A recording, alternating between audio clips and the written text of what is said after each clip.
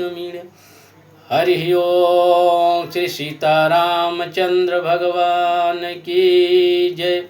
श्री गणेशाय नमः। श्री जानकी वल्लभो विजयते। हरि ओम नमः परमहंसा स्वादित चरण कमल चिन्मकरंदाय भक्तजनमानस निवासाय श्रीरामचंद्राय वंशी विभूषित करा नवनीरदाभात् पीताम्बरं दरुणबिंब फलाधरोष्ठात् पूर्णेन्दु सुंदर मुखादर बिंदु नेत्रात् कृष्णात् परम किमपि तत्व अहं न जाने। वीरं जानकी शोकनाशनं कपीशमक्षहन्तारं वन्दे लंका भयंकरम् उल्लंघ्य सिन्धो सलिलं सलीलं यः शोकवहिनी जनकात्मजायाः आदाय तेनैव ददाह लंकां नमामि तं प्राञ्जलिराञ्जनेयम्। कावेरिका नर्मदयोः पवित्रे समागमे सज्जनतारणाय सदैव मन्दा त्रिपुरे वसन्तम् ओंकारमीशं शिवमेकमीडे। प्रेम से बोली श्री सीतारामचंद्र भगवान की जय। अनंत बलवंत हनुमंत महाराज की जय। सब देवतन की जय, सब संतन की जय, सब भक्तन की जय। प्रसंग का क्रम चल रहा है। राजा मनु और माता शतरूपा जो मानव जाति के पूर्वज हैं, इन्हीं से मैथुनी सृष्टि का निर्माण हुआ। आज कथा का सत्र तीसरा दिन है। आगे की कथा में हुई थी कि राजा मनु के तपस्या का वर्णन हुआ था कि किस तरह से तपस्या कर रहे हैं। गोस्वामी तुलसीदास जी महाराज कह रहे हैं कि करहि आहार साक फल कंदा जपहि ब्रह्म सचिदानंदा।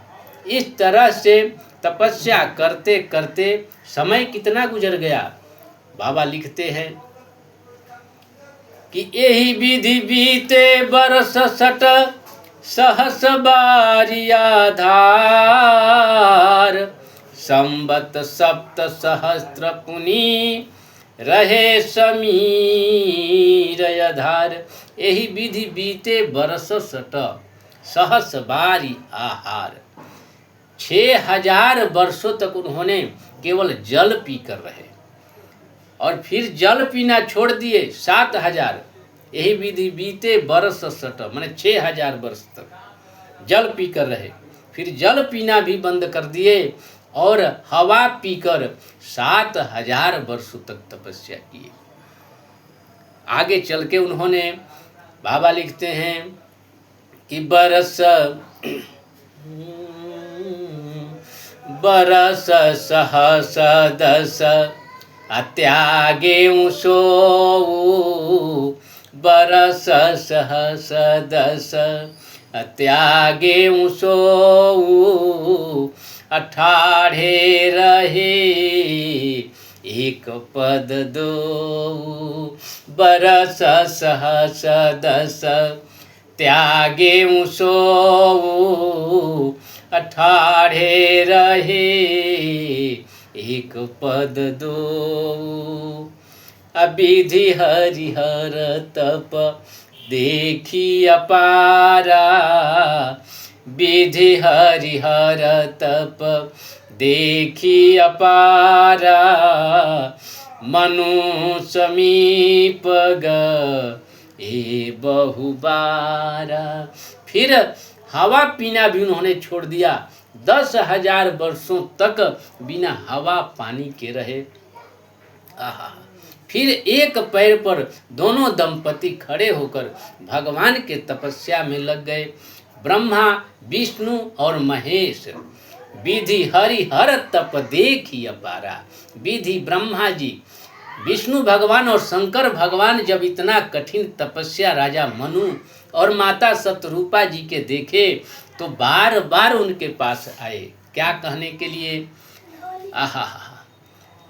विधि हरिहर तप देखी अपारा मनु समीपया ए बहुबार मांगहु बर बहु भांति लोभाए मांगहु बर बहु भांति लोभाए तदपि धीर नहीं चलहि चलाए। ब्रह्मा जी, भगवान विष्णु जी और शंकर भगवान बार बार मनु और शतरूपा के पास आए और उनको लालच दिए कि आपको क्या चाहिए, वरदान मांगिए। लेकिन ब्रह्मा और विष्णु महेश के बातों से वो नहीं डिगे। उनको तो परम ब्रह्म श्री राम का दर्शन करना था, इसलिए वो अपने तपस्या से नहीं डिगे। अस्थि मात्र होई रहा शरीरा अस्थि मात्र होई रहा शरीरा तदपि मनागम नहीं नहीं पीरा। तपस्या करते करते केवल शरीर की हड्डी बच गई और तपस्या में लगे रहे, फिर भी उनके शरीर में कोई पीड़ा नहीं हो रही थी। इतना तपस्या में भगवान के चरणों में इतनी अनुराग था कि सारे दुख उनको कम लग रहे थे। फिर भगवान श्री राम ने देखा इतनी बड़ी तपस्या कर रहे हैं, नभ वाणी हुई, आकाश वाणी हुई, क्या कि मांगू मांगू बर भई नभ वाणी मांगू मांगू बर भई नभ वाणी परम गंभीर सुधामृत सानी। मांगो मांगो, 2 बार मांगू मांगू बर, वरदान मांगिए, वरदान मांगिए। ऐसी आकाशवाणी हुई और वह वाणी अत्यंत गंभीर और सुधामृत यानी अमृतमयी वाणी थी। कैसी वाणी थी? संत शिरोमणि गोस्वामी तुलसीदास बाबा लिख रहे हैं कि मृतक जियावन गिरा सुहाई मृतक जियावन गिरा सुहाई श्रवण रंध्र होई उरज बयाई मृतक जिया। ऐसी वाणी थी अमृत वाणी कि मरे हुए लोग भी जी जाएं, मरे हुए को जिलाने वाली वाणी थी। और वह वाणी जब श्रवण से होकर हृदय तक आई तो क्या प्रभाव हुआ?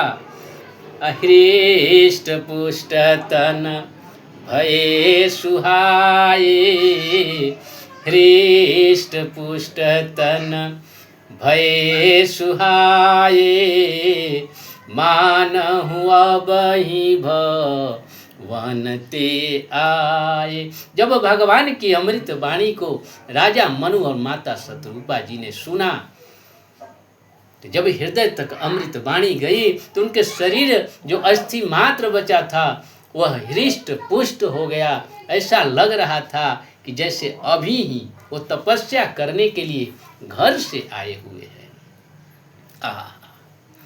जब राजा मनु और माता शतरूपा जी ने भगवान के अमृतमयी वाणी को सुना, श्रवण सुधा सम वचन सुनी पुलक प्रफुल्लित गात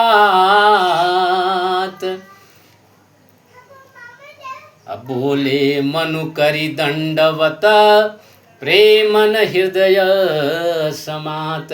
भगवान मनु दंडवत प्रणाम करते हुए हाथ जोड़कर भगवान से कहते हैं कि सुनु सेवक सुर तरु सुर धेनु सुनु सेवक सुर तरु सुर धेनु अविधि हरिहर बंदित पद रेनु। सुनु सेवक, हे सेवकों के, सुनु सेवक, सेवकों के लिए कल्प वृक्ष के समान और कामधेनु के समान। हे प्रभु हमारी बात सुनिए। जिसके चरण रज की वंदना ब्रह्मा विष्णु महेश करते हैं, विधि हरिहर वंदित पद रेणु। जिनके चरण रज की वंदना ब्रह्मा विष्णु और महेश करते हैं, वो प्रभु हमारी सुनिए। जो अनाथ हित, कहते हैं राजा मनु कि जो अनाथ हित हम पर नेहु, जो अनाथ हित हम पर नेहु, अतो प्रसन्न होई यह बर देहु। राजा मनु कह रहे कि हे अनाथ के हितकारी करने वाले, हे अनाथ के हित करने वाले, कल्याण करने वाले, यदि आप हम पर प्रसन्न हो तो हमको ऐसा वरदान दीजिए। हम लोग जाते हैं भगवान के मंदिर में तो घर मांगते हैं, द्वार, बेटा, धन संपत्ति मांगते हैं, लेकिन राजा मनु क्या मांगे? भगवान के दरवाजे पर जाओ तो मांगना भी सीखना पड़ता है। भगवान से भगवान को ही मांग लो, सब कुछ मिल जाएगा। कि हे प्रभु आप ही मिल जाओ। राजा मनु कहते हैं जो स्वरूप बस शिव मन माही, जो स्वरूप बस शिव मन माही, अजेहि कारण मुनि जतन कराही।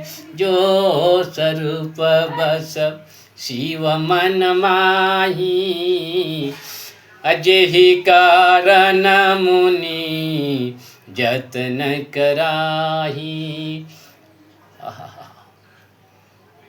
कहते हैं कि भगवान शिव के मन मंदिर में जो स्वरूप बसता है, प्रभु जिस स्वरूप के लिए मुनि महात्मा अमलात्मा विमलात्मा सिद्ध पुरुष लोग तपस्या करते हैं, वो स्वरूप हमको चाहिए। वो स्वरूप देखने का मैं इच्छित हूँ। कह रहे हैं कि जो भुसुंडी मन मानस हंसा, जो भुसुंडी मन मानस हंसा, अगुण सगुण जेहि निगम प्रशंसा। जो निगम श्रुति जिनके अगुण निर्गुण और साकार यानी सगुण रूप का वर्णन करते नहीं थकते हैं, और जो काग भुसुंडी के मन मंदिर में, जो भुसुंडी मन मानस हंसा, काग भुसुंडी जी के मन रूपी मान सरोवर में जो आपकी तस्वीर, जो आपकी मूर्ति, जो आपका विग्रह विराजमान है हंस के रूप में, वही रूप चाहिए। असो देखिय हम सो रूप भरि लोचन, देखिय हम सो रूप भरि लोचन, कृपा करहु प्रण तारति मोचन। हे प्रण तारत के कष्ट को दूर करने वाले, शरण में आने वाले का दुख दूर करने वाले प्रभु, वही स्वरूप मैं देखना चाहता हूँ जो भगवान शिव के मन मंदिर में और काग भुसुंडी जी के मन मंदिर में है, वही स्वरूप देखना चाहता हूँ। भगवान को राजा और रानी का प्रस्ताव बहुत ही अच्छा लगा, बहुत भक्ति दिखी। दंपति बचन परम प्रिय लागे, दंपति बचन परम प्रिय लागे, मृदुल विनीत प्रेम रस पागे। राजा रानी के दंपति वचन परम प्रिय लागे, मृदुल विनीत प्रेम रस पागे। अत्यंत ही मृदुल प्रेममय और विनीत वचन को सुनकर भगवान भगत बछल प्रभु कृपा निधान, भगत बछल प्रभु कृपा निधाना, विश्ववास प्रगटे भगवान। भक्त वत्सल भगवान भक्तों की बात को सुनकर, उनकी मृदुल वाणी को सुनकर, भक्तिमय वचन को सुनकर भगवान प्रकट हो गए। कैसे लग रहे हैं? नील सरोरुह नीलमणि, नील नीरधर श्याम, लाजहि तन शोभा निरखी, कोटि कोटि सत काम। भगवान राजा मनु और माता शतरूपा के सामने प्रकट हो गए हैं। बोलिए श्री सीता रामचंद्र भगवान की जय। आगे की कथा अब अगले एपिसोड में कहने का प्रयास करूंगा। तब तक के लिए वाणी को देता हूँ विराम। जय जय श्री सीताराम, जय जय श्री राधे श्याम, जय दादा परशुराम, जय श्री हनुमान। आप सबों को सादर प्रणाम। हरि ओम।